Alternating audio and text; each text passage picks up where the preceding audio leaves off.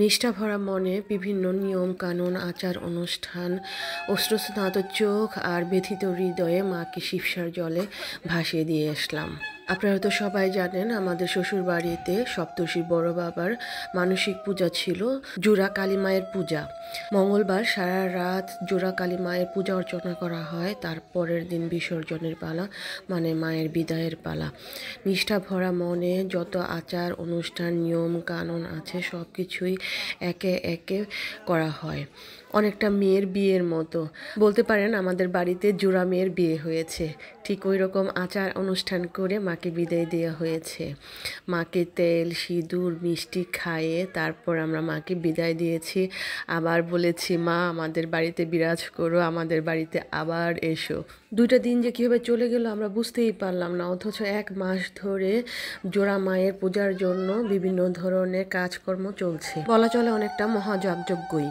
মায়ের আশীর্বাদে অনেক সুষ্ঠুভাবে সুন্দরভাবে সুন্দর আবহাওয়ায় মায়ের পূজা অর্চনা শেষ হয়েছে। মাকে বিদায় দেওয়ার আগে যত রীতিনীতি নিয়মকানুন আছে সব কিছুই নিষ্ঠা ভরে পালন করার চেষ্টা করা হয়েছে। এখন মাকে বিদায় দেওয়ার পালা। মাকে এখন আমরা নিয়ে যাব শিবসা নদীর তীরে, সেখানেই মাকে বিসর্জন দেওয়া হবে। সবার মন অনেক খারাপ, মায়েরা চলে যাচ্ছে, ঘর বাড়ি মনে হয় একদম শূন্য হয়ে যাচ্ছে।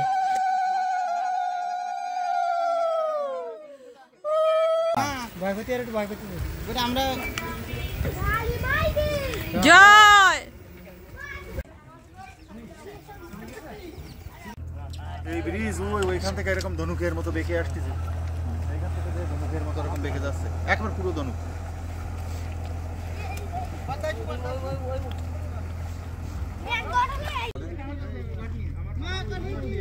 জয় জয়